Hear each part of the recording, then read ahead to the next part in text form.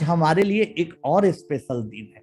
आज से 29 साल पहले 1992 में जब मैं सेकेंड ईयर का छात्र था, बीए ऑनर्स मैथमेटिक्स में कर रहा था और सेकेंड ईयर का छात्र था, तब हमने एक शुरुआत की रामानुजन स्कूल ऑफ मैथमेटिक्स की। रामानुजन स्कूल ऑफ मैथमेटिक्स में दोस्तों हमने सोचा कि चलो अपना जो नॉलेज है अपने मित्रों को, दोस्तों को, सबको शेयर किया जाए और सबको बताया जाए कि कैसे जीवन में आगे बढ़ा जाए, सबको थोड़ा मैथ पढ़ाया जाए, सबको रास्ता कुछ दिखाया जाए, कुछ करना चाहिए हम लोगों को, ऐसा हमने सोचा और हमने शुरुआत की। आप देख सकते हैं रामानुजन स्कूल ऑफ मैथमेटिक्स की।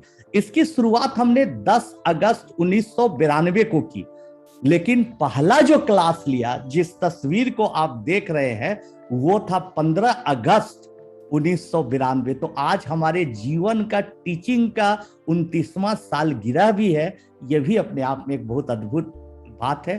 तो दोस्तों हर चीज की शुरुआत समझिएगा बहुत छोटे से होती है। आपकी सोच बड़ी होनी चाहिए, आपका मंजिल कहाँ है वहां तक आपको पहुंचने की तैयारी करनी चाहिए, और जिस दिन आपकी सोच छोटी हो गई आप खत्म हो गए। इसलिए मैं अक्सर लोगों को कहता हूं कि तुम सपने देखा करो और जरूर सपना देखो। जब तक तुम सपनों को नहीं देखोगे तब तक उसके लिए प्रयास नहीं करोगे, और जब तक प्रयास नहीं करोगे तब तक वो अंदर से जज्बा पैदा नहीं होगा, जुनून नहीं पैदा होगा। और आप थोड़ा थोड़ा प्रयास करिएगा, थोड़ी थोड़ी सफलता मिलेगी, छोटी छोटी सफलताएं आप में आगे आपको बढ़ाएगी। अब ये स्कूल हमने खोला था, कोई नहीं था रामानुजन स्कूल में पढ़ने वाला। सबकी शुरुआत ऐसी ही होती है, बड़े से बड़े लोगों की शुरुआत ऐसी है। तो कोई नहीं तैयार होता था, अरे पार्ट 1 पास किया है, ग्रेजुएशन कर रहा है, पार्ट 2 में गया है, कौन इससे आईआईटी की तैयारी के लिए पढ़ेगा भाई? कौन इस आदमी से पढ़ेगा ओलंपियाड के लिए तैयारी के लिए? फ्री में पढ़ाता है, इसका मतलब क्या? और दोस्तों फ्री में पढ़ाना और भी खतरनाक होता है। अभी पैसा कोई दे देता, हम उल्टा बोल रहे हैं राठौर जी से, 100 रुपया ले लेते तो यूट्यूब से तुरंत छोड़ के नहीं भागता यूट्यूब से, भाई हम तो 100 रुपया दिए हुए हैं। लेकिन जो पैसा नहीं दिए हुए वो बहुत जल्दी भागता है। फिर भी बांधे रखना बहुत कठिन होता है। तो हमने शुरुआत की, आप देखिए इससे कैसे शुरुआत की, कैसी शुरुआत की आप देखिए। बस एक छोटी सी हमारी शुरुआत थी, इतने कम बच्चों से, 8-10 बच्चों से हमने शुरुआत की। धीरे धीरे पढ़ाना स्टार्ट किया, धीरे धीरे आगे बढ़ा। जब हमारे पास क्लासरूम भी नहीं था, लेकिन जब हमने पढ़ाना शुरू किया, मेहनत शुरू की, सोच बड़ी थी कि सबसे अच्छा टीचर बन के दिखाना है। आज मैं शर्म संकोच नहीं कर रहा हूं, दिल से बोल रहा हूं, मेरे दिल में था दोस्तों कि सबसे बढ़िया टीचर बन के दिखाना है। इस पटना में, इस बिहार में, इस देश नहीं दुनिया में सबसे अच्छा टीचर बन के दिखाना है। भले ही आप देख सकते हैं कि हमारे पास इंफ्रास्ट्रक्चर कितना खराब था, कुछ नहीं था, सिर्फ था तो हमारे मन में एक भरोसा। लेकिन धीरे धीरे भीड़ बढ़ने लगी, धीरे धीरे लोग आने लगे, धीरे धीरे लोग पढ़ने के लिए आने लगे। हमारे पास कोई उस समय न सोशल मीडिया था, न मैं कोई अखबार में ऐड देता था, न कहीं कोई पर्चा बांटता था, न कोई कुछ करता था, लेकिन पढ़ाता दिल से था दोस्तों। पढ़ाते गया, मेहनत करते गया, और धीरे धीरे धीरे धीरे धीरे धीरे देख सकते हैं आप कैसी भीड़ लगने लगी। जब मैं कैंप लगाता था, 4 दिन का कैंप, 5 दिन का कैंप, 10 दिन का कैंप लगाता था, तो लोग लटक लटक के ऊपर रेलिंग से, छज्जे से, सीढ़ियों से पढ़ के देखते थे और कहते थे कि नहीं आनंद सर आप अच्छा पढ़ाते हैं। और इसमें से कई लोग अभी जो सुन रहे होंगे हमारे स्टूडेंट भी होंगे। तो ऐसे शुरुआत हुई दोस्तों। कोई चीज की शुरुआत आप मत सोचिएगा, और उसके कई साल फ्री पढ़ाने के बाद, धीरे धीरे फ्री पढ़ाने के बाद, तब जाके आप देख सकते हैं कि शुरुआत हुई सुपर 30। लोग तो फिल्मों में देखा, लोग ऐसे जानते हैं कि सुपर 30 तुरंत बन गया। नहीं दोस्तों, सुपर 30 तुरंत नहीं बना था। कोई विश्वास आप पर नहीं करता कि सच में ये अच्छा पढ़ाता है। गरीब से गरीब बच्चा को भी अगर आप फ्री में पढ़ाइएगा तो नहीं पढ़ेगा, क्योंकि उसके मन में एक दर्द रहेगा कि नहीं इससे अच्छा तो पैसा देने वाला जरूर पढ़ाता होगा। हम गरीब, हम लाचार, हम मजबूर इससे पढ़ रहे हैं। तो इसको हटाने के लिए दिमाग से मैं फ्री में बड़े बड़े कैंप लगा के, सेमिनार करके, वर्कशॉप करके बच्चों को पढ़ाता था दोस्तों। याद रखना। इसलिए जब आप बड़ा आदमी बनना चाहते हैं तो सबसे पहली बड़ी बात होती है कि आपकी सोच बड़ी होनी चाहिए। जहां आपका टारगेट छोटा हो गया, आप आज एक रूटीन बनाइए कि आप, मैंने आनंद कुमार को सुना और उनके बातों को ध्यान से देखा। आप एक रूटीन बनाइए कि मुझे अगले 10 साल में कहां पहुंचना है। सोचिए आपका लक्ष्य क्या है 10 साल में। 10 साल का लक्ष्य पूरा करने के लिए एक एक साल का रूटीन बनाइए।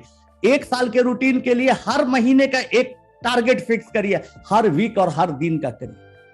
मैं यकीन के साथ बोल सकता हूं, दावे के साथ बोल सकता हूं कि जब 10 साल बाद आप उस मंजिल पर पहुंचेंगे जहां तक आप पहुंचने के लिए सोचे थे, आपको बड़ा अफसोस होगा कि इससे मैं 20 गुना बड़ा लक्ष्य क्यों नहीं रखा। तो लक्ष्य का बड़ा होना, सोच का बड़ा होना बहुत जरूरी है। बच्चों, दोस्तों, बच्चों भी मैं बोल देता हूं, बार बार पढ़ाते पढ़ाते एक टीचर की आदत हो जाती है, एक शिक्षक की। इसलिए तो दोस्तों मैं ये बोलना चाहता हूं आपको कि जब मैं खुद स्टूडेंट था, एक सरकारी स्कूल में पढ़ता था, Patna high school, government school की क्या हालातें हैं आपको पता ही है। वो ऐसे स्कूल में पढ़ता था, गांव देहात के लोग भी उसमें पढ़ते थे। छोटा शहर पटना, एक स्लम इलाके में मैं रहता था, ऐसी जगह पर जहां पर बहुत गरीब तबके के लोग रहते थे। उसी में मेरे पिताजी पोस्टल डिपार्टमेंट में छोटे पद पर थे, आप देखे हैं, लेकिन उनका दिल काफी बड़ा था। वो चाहते थे कि मेरा बेटा बड़ा हो। उनकी भी सोच बड़ी थी। आज मैं जो कुछ भी हूं पिता के चलते। अगले एपिसोड में मैं बताऊंगा अपने पिताजी के बारे में डिटेल। तो पिताजी की बात ही यही थी कि बेटा बड़ा सोच, छोटा मत सोच। मैं कम कमाता हूं, मेरे पास कम पैसे हैं, लेकिन दुनिया में सबसे अच्छा करना, ये सोच। मेहनत करना है तुमको और दुनिया में सबसे अच्छा करना है और सबसे अलग करना है, ये सोच तू बेटा। मेरे उत्साहों का ठिकाना नहीं रहता था। उस समय सब लोग भारती भवन का, तो लोकल राइटर का, एनसीईआरटी बहुत हो गए किताब लोग पढ़ते थे। बस सोचते थे इसे बना लिया, हमारी जिंदगी खूबसूरत हो गई। लेकिन अभी राठौर जी ने बोला कि एक्स्ट्रा पढ़िए, दिमाग को आप लगाइए। जैसे ट्रेन में ये पढ़ रहे थे, बताया। ठीक उसी तरह से मैं एक मोहल्ले में लड़का रहता था, बहुत सीनियर हमसे, करीब 10 साल 12 साल। वो रसिया पढ़ने गया, फिर नहीं आया। बहुत दिन बाद आया, एक खूबसूरत बीवी को लेके आया, रसियन। सब भीड़ लग गया। उस जमाने में रसियन लड़की पटना जैसे छोटे मोहल्ले में आ गया, अरे बाप खूबसूरत है, अंग्रेज से शादी कर लिया। उसके घर में भीड़ लग गई। लेकिन मैं उसके घर में भाभी को देखने नहीं गया, बल्कि पूछने गया। 8वीं कक्षा में पढ़ता हूं कि भैया रसिया में कैसी किताबें आती है मैथमेटिक्स की, रसियन लोग मैथमेटिक्स कैसे पढ़ते हैं। वो बोला कि भाई वहां का तो स्टैंडर्ड बहुत हाई है भाई, 8वीं क्लास का लोग +2 में जो यहाँ पढ़ते हैं वो पढ़ते हैं। क्या भैया आप पोस्ट से 2 किताब भेज दीजिएगा हमारे लिए, बड़ा नाम लेंगे। अरे भैया सब किताबें तो रसियन लैंग्वेज में होती है, कैसे तुम समझोगे। फिर उसने बताया कि मीर पब्लिशर कुछ किताबों को ट्रांसलेट करके बेचता है। हमने खरीदा। उन किताबों को पढ़ते पढ़ते लगा कि दुनिया बहुत बड़ी है। देखिए सोच की बात मैं बता रहा हूं, आज का जो टॉपिक है उस पर बात बता रहा हूं, नई बात सब बता। तब मुझे लगा कि और आगे बढ़ो। सब लाइब्रेरी छाना, पटना का जो भी 2 4 5 अच्छी लाइब्रेरी थी सब छाना। कहीं कोई जर्नल्स नहीं, कोई पीरियडिकल्स नहीं, कुछ भी नहीं थे। कोई शोध पत्र नहीं है, कोई जर्नल्स नहीं है। तो सबसे नजदीक कहां मिलेगा भाई, तो BHU, बनारस हिंदू यूनिवर्सिटी। मेरा भाई परनो वहां वायलिन सीखता था, मेरे पास कोई आइडेंटिटी कार्ड नहीं था, फिर भी मैं जाता था। फिल्म में आप देखे, अपमानित होके, बेइज्जती सह चुपचाप जाता था, क्योंकि मुझे था कि दुनिया में सबसे जो अच्छा हो रहा है मैथमेटिक्स में, उसको देखना है, उसको सीखना है, उसको समझना है। और उसको समझते समझते ही कुछ आइडिया आया, मैंने पेपर लिखा। दोस्तों जब आप कुछ नए सोचने का प्रयास करिएगा, बड़ी सोच रखिएगा, तब आपके दिमाग में नए नए आइडिया आएंगे। जिस दिन आप सोच अपनी छोटी कर दीजिएगा, जिस दिन आप सीमित अपने आप को कर दीजिएगा, तो कोई आइडिया नहीं आएगा। बहुत आदमी पूछता है कि अरे मुकेश अंबानी के दिमाग में नया आइडिया कैसे आता है, धीरू भाई अंबानी पेट्रोल पंप पर काम करते थे, उनके दिमाग में नया आइडिया कैसे आता है। इसलिए नया आइडिया आता है कि नई बातों को सोचने का अभ्यास करते हैं, कहीं कोई नई चीज मिल जाए, इसके लिए प्रयासरत रहते हैं। तो दोस्तों उसी हालात में नई चीजें आती है, नई चीज आए। मैंने अपने स्टूडेंट लाइफ में ही कुछ पेपर्स को लिखा, कुछ आर्टिकल्स लिखा, कुछ नए प्रॉब्लम्स बनाए, कुछ रिसर्च किया और उसको बाहर इंग्लैंड अमेरिका भेजा और वो पब्लिश हो गया और वो चर्चा का विषय बन गया। देखिए कैसे नई सोच से दरवाजा खुलता है, चर्चा का विषय बन गया, अखबारों में खबर आ गई उस जमाने में कि एक कैसे लड़का है जो कि ग्रेजुएशन भी कंप्लीट नहीं किया है, वो आदमी, वो इंसान का पेपर बाहर छपा। Times of India, Hindu, patriot, बड़े बड़े हिंदुस्तान, नवभारत टाइम्स, उस समय के सभी तमाम अखबारों ने खबर छापी और मेरा फिर कैम्ब्रिज यूनिवर्सिटी में इसी पेपर के आधार पर एडमिशन हुआ। तो बाकी कहानी तो आप जानते हैं, सुपर 30 में देखे, हमारे कई यूट्यूब पर लेक्चर आपने सुना है। लेकिन मैं यहां ये कहना आपको चाह रहा दोस्तों कि नई सोच हमेशा उसका आप प्रयास करिए। अभी पेंडेमिक आया, कोरोना आया, लोग ऑनलाइन पढ़ाने लगे, ब्लैक बोर्ड टांगा, स्मार्ट बोर्ड टांगा, ऑनलाइन पढ़ाने लगे। मुझे लोग कहा कि भाई आनंद कुमार आप ऑनलाइन पढ़ाइए, आप ऑनलाइन कुछ करिए।